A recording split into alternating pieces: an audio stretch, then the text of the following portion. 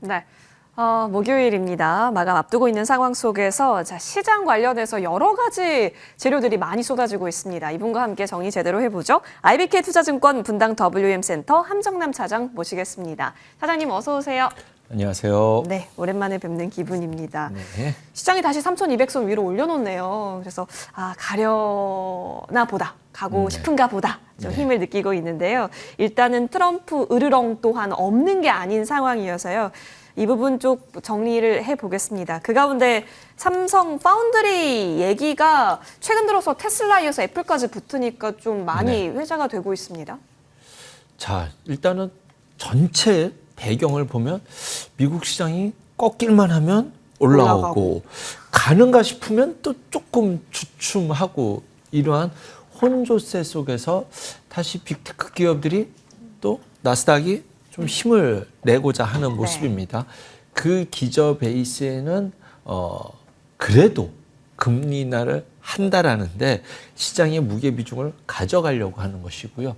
거기에 반하는 관세라든가, 관세라는 것은 인플레 촉발 요인이고 그것은 경기 침체에 대한 경기 침체라는 것이 금리 인하의 기본적인 명분이 되긴 하지만 이 경기 침체에 인플레라는 것이 덧붙여지면 스태그플레이션이 되기 때문에 이 앞으로는 물가와 관련된 매크로 데이터에 상당히 많은 의중이 많은 어떤 판단이 실릴 수밖에 없는 상황에서 트럼프 대통령이 또 관세 이야기가 나오니까 조금 주춤했다가 또 이제 빅테크 기업들은 다시 방향을 찾아가는 그 핵심이 어저께 애플의 추가 투자 내용이지 않았나라는 생각이 듭니다. 뭐 간단히 정리해 보면 해외에서 생산되는 제품 100% 관세를 때리겠다라고 했었을 때 애플은 피해갈 수가 없잖아요. 자국 내 생산이 별로 없고 다 중국을 필두로 한 해외에 나가 있기 때문에 안 그래도 5천억 달러 투자되었다라는데 플러스 알파 1,000억을 추가 투자하겠다라고 했죠. 1,000억 달러만 해도 140조 정도 되잖아요. 우리나라 돈으로. 어마어마한 돈인데 애플 참 돈 많은 기업이죠. 네. 그래서 그 앞전 투자가 있었기 때문에 좀 영향이 적지는 않을까라는 우려도 있었지만 뭐 지금 이 시장 분위기가 이러한 뉴스에 좀 환호하고 있는 상황입니다. 일단은 어쨌든 트럼프가 원하고 했었던 리쇼링 정책에 대해서 따박따박 애플이 맞춰가고 있다라는 것과 이것이 실제로 테슬라도 중국 공장이 많잖아요. 여기는 좀 트럼프가 척을 지고 있는 분위기 상황 속이고 애플은 현재 트럼프가 원하고자 하는 것들에 손을 잡고 정치적인 리스크도 해소되고 있는 국면이다라는 해석까지 나타나면서 어저께 애플의 반등을 나스닥 지수에 좋은 환경을 이끌어 갔습니다. 여기에 삼성전자와도 협력을 한다라는 이야기가 있었죠. 삼성전자가 테슬라와 관련돼서 파운드리 수주를 받은 이후에 애플과도 이제 공식적인 협력의 그림이 만들어지고 있으니 서서히 짓눌러 있었던 저평가 이슈들을 하나씩 해소해 나가고 있는 상황입니다. 어쨌든 지금 미국의 생산 공장을 두고 있고 앞으로 추가 증설도 계획되어 있기 때문에 지금 이 그림 속에서 이거에서 반도체를 만드는 것을 기술력이 안 돼서 엔비디아가 아니면 개발을 해도 나중에 팔 사람이 없으면 어떡하냐 이런 어떤 리스크를 실질적으로 수주를 받을 수 있느냐에 있었던 리스크가 굉장히 중요했거든요. 종합반도체이기 때문에 하이엔드급에서는 삼성전자에게 주는 게 어렵지 않겠냐 등등 수주에 대한 고객사 확보가 어렵다라는 것에 대한 리스크를 계속 지금 하나씩 지워나가고 해결해 나가고 있는 그림입니다. 그런 과정 속에서 테슬라 플러스 이번에 애플이라고 한다면 지금 현지 공장에서 조달해 줄 수 있는 핵심은 이제 CIS 이미지 센서가 될 테니까 두산 테스나가 단연 대장일 수밖에 없을 것 같습니다. 거기에 협력하고 있어서 두산 테스나도 미국의 현지 투자가 가능할지에 대해서 앞으로도 이제 좀 고민을 나가게 되겠죠. 그리고 이제 외국계에서 이제 실질적으로 수주가 나온다라는 점에서 다시 한번 이제 파운드리에 대한 추가 증설, 그다음에 현지 내 확보 이러한 것들이 기대가 되면서 오늘 디자인 하우스 관련된 종목들도 함께 눈여겨볼 수 있다라는 이런 어떤 삼성전자의 공급 라인 확보에 따른 수혜를 볼 수 있는 기업들로 반도체가 압축이 됐어요. 실질적으로 반도체가 다 좋은 게 아니었습니다. 그 이면에는 왜 다른 주식은 안 갔어? 라는 게 고민이지 않습니까? 실질적으로 이 이면에 함께 있는 뉴스가 뭐였냐면 반도체에 100% 관세를 때리겠다는 뉴스였거든요. 그럼 미국에서 안 지으면 지금 100% 때리겠다는 거야? 그래서 아침에 하이닉스가 빠졌던 거였거든요. 하이닉스는 지금 미국 내 생산 공장이 없습니다. 그래서 이제 그 후공정 패키징에 관련돼서 생산을 하겠다, 거기다 공장을 짓겠다라는 얘기가 있었기 때문에 이것으로 그 관세 물량을 회피해 나갈 수 있느냐가 앞으로의 핵심 쟁점일 텐데, 지금 로이터 통신에서 나오는 얘기, 방금 전에 나온 얘기를 보면 아마 삼성전자와 SK하이닉스는 우리가 한국 기업은 반도체 협상을 할 때 최혜국의 대우를 받기로 했으니까 라는 것이 해석인데, 네. 실질적으로는 확인을 좀 해보고 싶을 것 같습니다. 그 외에 이제 그것을 통해서 한국에서 나갈 수 있는 모든 반도체가 다 이제 그런 면제는 아니죠. 15% 대상으로 통합이 되는 것인지, 아니면 여기서 생산되는 것은 일부 또 뭐가 있는지 앞으로 좀 예민하게 보고 싶잖아요. 이런 부분에 대해서 기대감이 있는 종목들은 오늘 확실하게 좀 움직였지만, 그 외의 종목들이 반도체에 대해서는 결과물까지를 좀 확인하고 싶은 투심 또한 시장에 남아있지 않았나라는 생각이 듭니다. 그렇죠. 트럼프 대통령에게 약속이란 그게 정말 사실화가 될지 안 될지 모르기 때문에 최국에 네. 대한 약속을 받았다라는 것만으로도 우리가 안심해도 되는 건 아닌지라 한켠에는 좀 확인하고 싶은 욕구도 있겠지만, 어쨌든 앞으로 늘어날 수 있는 고객층이 있다면 지금은 삼성전자 쪽으로 삼성전자 향 쪽으로 압축하는 반도체 포트 전략은 유효할 것으로 보여집니다. 긍정의 의견 나눠보고 있는데요. 그 가운데 또 트럼프 대통령 얘기를 좀 해보자면, 이번 주까지 협상 시한을 좀 줬습니다. 네. 그래서 뭔가 얘기가 나올 것 같기도 한데, 근데 재건주는 그럴 때마다 움직였었던 거잖아요. 근데 네. 이번에는 좀 다른 무언가가 있을지요? 트럼프 대통령이 공약으로 내세웠던 것 중에 굵직한 것들이 있습니다. 네. 가장 먼저 했던 공약이 대통령 되면 하루 만에 전쟁 끝낼 수 있다라고 24시간, 했는데, 맞아요. 네, 24시간 예. 만에 끝낼 수 있다라고 와. 했는데 24시간이 꽤 길죠 지금. 그리고 하려고 추진했었던 핵심 과제가 글로벌 관세였고요. 네. 그리고 본인이 추구하고자 하는 핵심 목표 중에 하나가 금리 인하지 않습니까? 그런데 어쨌든 관세는 지금 마무리 단계에 있습니다. 마무리 단계로 가고 있고, 이제 다음 카드로 움직이는 과정 속에서 금리 인하라는 카드는 지금 연준 의원들도 바뀌고 있고, 그리고 파월 연준 의장이 끝까지 고집을 부린다 하더라도 지금 정황상으로 봤었을 땐 9월엔 금리 인하가 될 것 같고, 네. 또는 그렇지 않다 하더라도 파월 연준 의장이 내년 상반기에 임기가 끝나기 때문에 거기에 이제 자기의 사람을 배치한다거나 뭐 이런 식으로 하게 된다고 한다면 금리 인하 카드도 결국은 내 손 안에 쥐어졌다라고 했었을 때, 관세 협상이 마무리가 된 상태에서 트럼프 대통령이 가장 먼저 앞서서 할 수 있는 것은 이제 러시아 우크라이나에 대한 종전과 관련된 행보이지 않을까라는 생각이 듭니다. 실질적으로도 이렇게 행보를 보이고 있어요. 지금 인도에다가 관세 50% 매기겠다라고 했지 않습니까? 그 이유가 뭐냐면, 인도가 중국이랑도 엄청 사이 안 좋고 이렇게 하는 것 같지만 실질적으로는 굉장히 실리를 추구하는 정책을 펼치고 있는 나라거든요.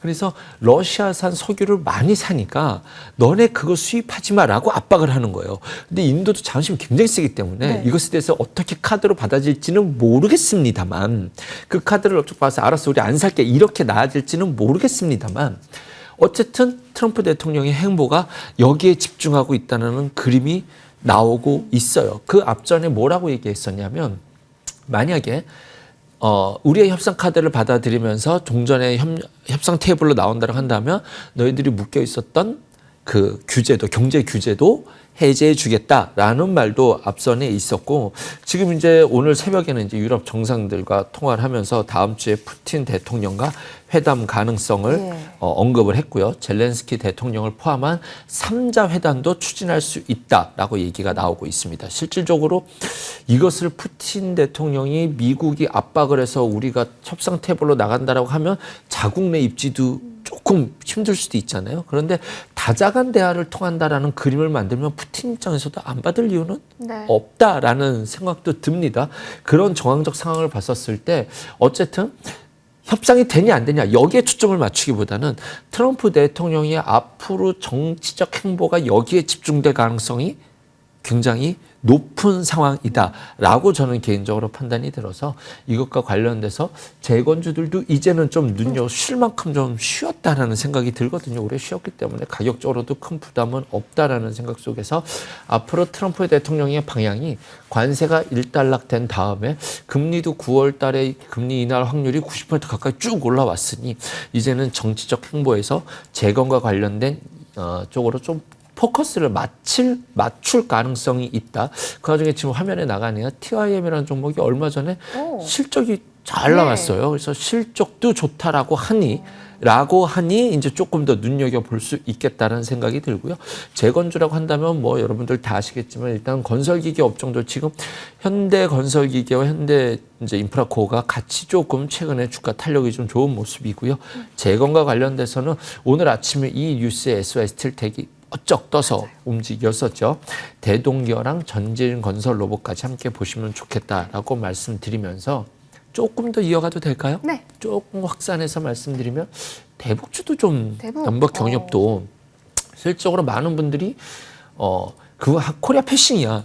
이제 사석에서는 이렇게 얘기하시는 분들이 굉장히 많더라고요. 한국을 끼고 갈 수는 없다라는 부분에 대해서는 저도 굉장히 공감합니다. 그런데 많은 분들이 그렇게 생각하는 거 보니 오히려 투자로서는 한번 기회가 있을 수 있지 않을까 역으로 이렇게 생각을 하는데 그 이유는 첫 번째는 트럼프 대통령 입장에서는 지난번 때 1기 트럼프 행정 때 했던 것처럼 햇빛 정책으로 우리 대화하자 경제제 해줄게 이런 그림으로 갈 것 같지는 않아요. 그러다 파기가 돼버리면 트럼프는 굉장히 좀 자기의 위신이 지금 이미 많은 행동에서 위신이 좀 있는지 없는지는 모르겠습니다만 어쨌든 북한과 대북 정책을 했었을 때는 그런 칼라로 갈 것 같지는 않거든요. 그래서 물밑 작업으로 한국을 활용할 가능성은 저는 오히려 역으로 높다라고 생각이 듭니다. 그런 과정 속에서 나중에 최종적으로 러시아 우크라이나 종전을 하려고 하는 목적이 나중에 경제적으로 중국을 압박하려고 하는 수단의 일환이라는 것, 금리 인하라는 것이 최종적으로 중국과의 화폐 전쟁에서 하나의 카드로 쓰기 위한 목적이라고 한다면 북한이란 카드 또한 중국을 압박하기 굉장히 중요한 카드거든요. 그래서 이것을 지금 코리아 패싱일 수 있을지는 모르지만 남북과의 경협 관계에서 우리나라 또한 또 하나로서는 하나의 카드를 쥐고 있다라는 내용 또한 사실이거든요. 그래서 일단은 단기적으로는 8월 25일 정도로 추정되고 있잖아요. 추정이 되고 있죠. 한미 정상회담이 될 때 이것과 관련된 물밑의 대화는 포함될 수밖에 없는 상황이지 않나라는 생각이 들어서 이런 재건과 함께 묶여. 제가 예전에는 재건주가 올라갔을 때 재건 다음에 경협이 되었는데 실제로 그렇게 움직임이 나왔었거든요. 그래서 이번에는 함께 패키지를 좀 같이 보시면 어떨까라는 생각이 들어서 일부 재건주들 눈여겨보시라고 말씀드리겠습니다. 네, 재건주, 경업주 같이 한번 좀 볼 필요 있어 보입니다. 오늘 뉴스였던 것 같은데 그 한국협상단을 만난 트럼프의 첫 질문이 김정은 잘 지내냐였다고 합니다. 그러니까 우리나라랑 협상하려고 앉았는데 김정은 잘 지내냐 먼저 물어봤다라는 거죠. 여기서 나올 수 있는 실마리 언급 주셨고 그렇다면 수급 확산까지 여러분 여부 챙겨보시면 좋겠습니다. 자, 이어서 저희 이쪽으로 한번 가보겠습니다. 아까 금리 인하 얘기도 해주셨는데 그러면 혹시 테슬라 쪽 사업 영위단이 올라가지 않을까? 요 얘기 한번 해보고 싶습니다. 왜냐하면 다음 달에 새 자율주행 모델 출시를 예고했습니다. 그동안 좀 많이 쉬지 않았나요? 엄청 쉬었죠. 솔직히 시장이 지금 별로 관심도 없는 섹터이기도 합니다. 주가가 완전히 철저히 바닥에 있는데 최근에 들어서 이제 그렇게 바닥에 있었던 섹터가 2차 전지인데 수급이 한번 들어오지 않았습니까? 예전에는 전기차를 팔았던 세상입니다. 근데 이제는 전기차의 교체 시기와 이런 어떤 핸드폰 교체 시기가 빨라지려면 핸드폰이 업그레이드 돼야 되지 않습니까? 그래서 전기차가 교체되는 수요와 맞물려서 단순히 전기차이기 때문에 교체한다는 것 말고 미래형 컨셉트카이기 때문에 바꿔야 된다라는, 즉 나 이번에 전기차로 바꿀래가 아니라 전기차를 이미 쓰고 있는데 이번에 테슬라에서 자율주행 모드가 나왔어 라고 할 때 휘발유 컨셉카가 나오지는 않을 거잖아요.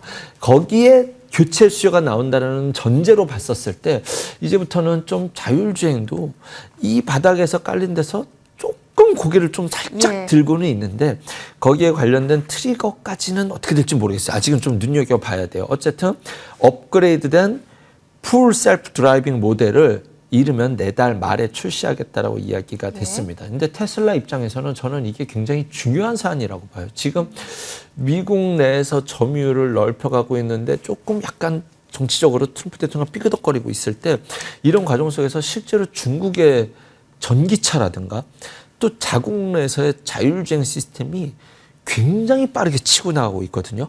그런데 이쪽 서비스는 시장 선점 효과가 굉장히 중요해요. 그래서 실질적으로 테슬라가 전기차 한 대 팔아서 많이 수익 내는 것보다는 시장의 점유 효과를 예. 가져가는 거고 실제로 수익은 친환경 쪽에서 돈을 벌고 있잖아요. 그렇기 때문에 이쪽이 시장 점유율인데 테슬라는 이미 충분히 거기 시장 점유율은 당연히 가져가고 있죠. 중국이 더 치고 나와서 한 발 가기 전에 이쪽에 대해서 선점 효과를 먼저 제시할 필요가 있다라는 그런 압박을 일론 머스크도 느끼고 있다라고 생각이 듭니다. 로보택시도 거기에 한 방향성 중에 하나일 텐데 그것과 관련돼서 진짜로 풀 셀프 드라이빙과 관련된 이 준비를 하고 있다라고 하니 이것과 관련돼서는 이제는 앞으로 테슬라라는 주식이 올라갈 때 단순히 전기차뿐만이 아니라 자율주행 그다음에 로봇 이 세 개씩 함께 뭉쳐서 같이 올라야 되거든요. 그 세 개의 의미가 함께 포함되어 있어야 되기 때문에 진짜로 많이 빠져 있어요. 제 자율주행은 뭐 사람들 관심도 없는데 오늘 제가 이게 뭐 기사 내용도 있었지만 눈여겨보던 것은 스마트 레이더가 움직인다면 진짜 자율주행 이슈고 MC넥스는 고고가 플러스 카메라나 모듈이라는 이런 것들이 포함되어 있어서 MC넥스는 최근에 주가가 좀 괜찮죠. 네, 오늘 코리아 FT라고 하는 종목도 움직이고 있고 옵트론텍도 주가가 아직은 뭐 그냥 전혀 있는 것 같아요. 그래서 이제는 뭐 바닥권에 있어서 새로운 아이디어를 찾을 때 지금 뭐 적극적인 매수다 이런 상황은 아니지만 이 자리라면 눈여겨봐야 되지 않을까라는 정도의 뉴스 속에서 가져와 봤습니다. 알겠습니다. 지금 쟁점 이야기를 좀 많이 들어봤습니다. 여러분 이어지는 머니투데이 방송과 함께 성투 전략 세워보시죠. 여기서 물러납니다. 고맙습니다.